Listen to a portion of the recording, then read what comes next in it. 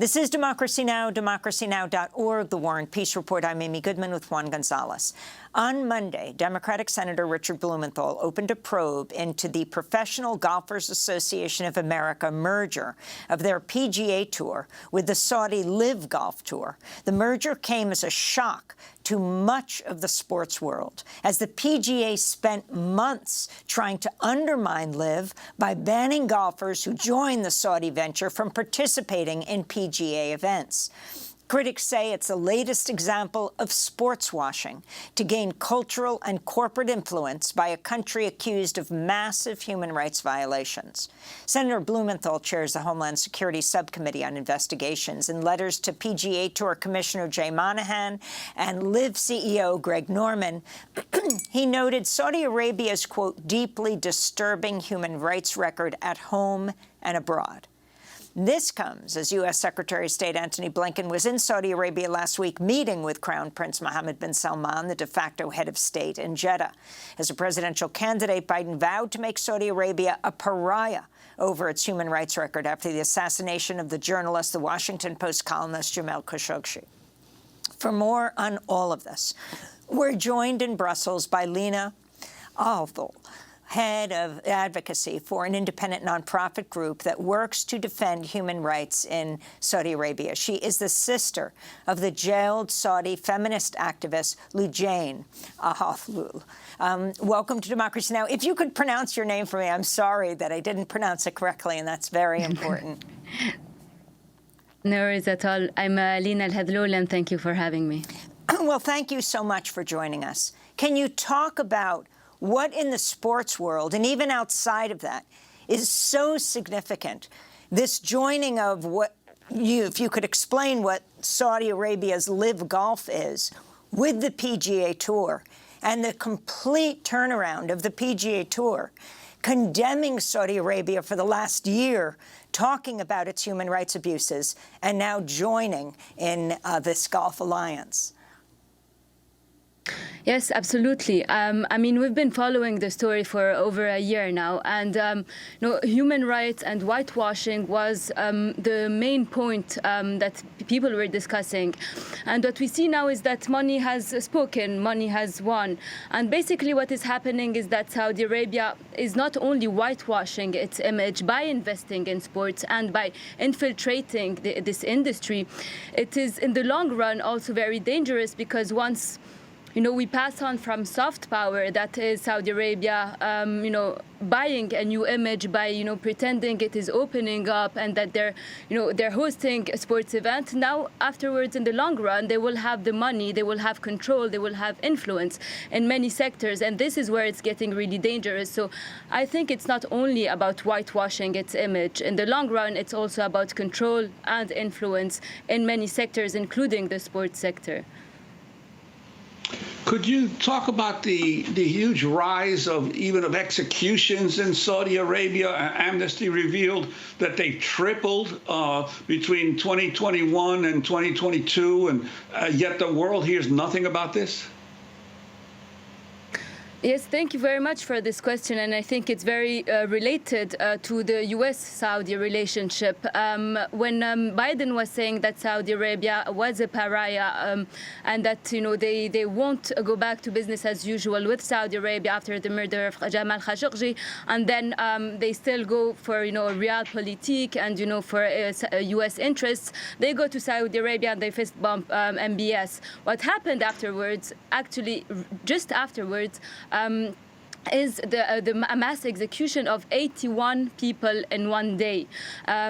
This year now we have unfortunately 52 people have been executed, and we're only in June. So the Saudi Arabia's human rights record has deteriorated after MBS has been rehabilitated, including with Biden and the Blinken's visit, because what Saudi Arabia understands, or how it interprets these visits is that it is a green light for them to double down on repression, that if they won't be held accountable, although they've been called by the US, their biggest ally, as a pariah, and they still have, MBS has been granted immunity or impunity in the US. So they know that now nothing will stop them, that they have been rehabilitated, and even worse than that is that they can, not only double down on repression on Saudi people, they will even show that their power now,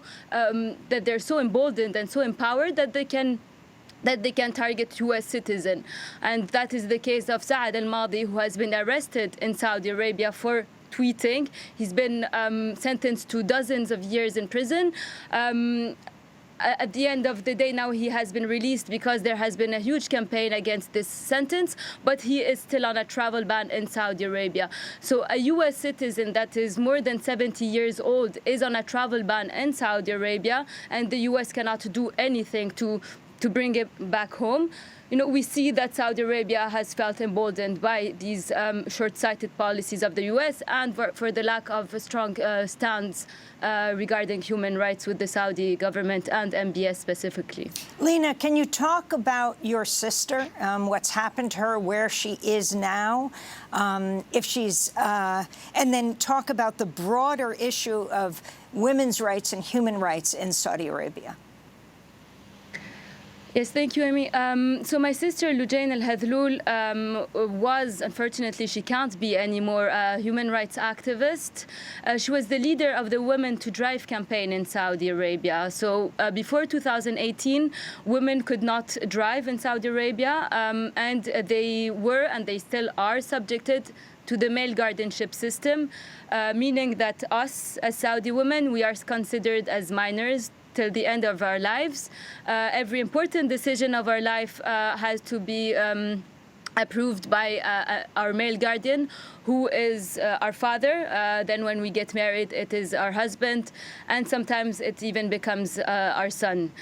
So in that context, my sister was arrested many times because she was the leader of the Women to Drive campaign and also campaigned against the male guardianship system. But what is very ironic is that her last arrest in 2018 was at the exact same time when the Saudi government was about to announce that they're finally allowing women to drive. So when the world was applauding MBS and the government as reformers, as changing the country, and as opening it up, they were actually arresting the very feminists who have been fighting for it for years. My sister was arrested in 2018.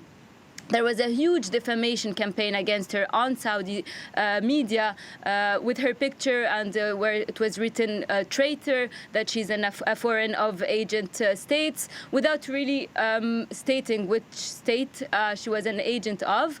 And she was forcibly disappeared for a long time. And then we found out that when she was forcibly disappeared, she was in a torture facility, a torture center, being tortured by Saud al-Qahtani, Mohammed bin Salman's right-hand man.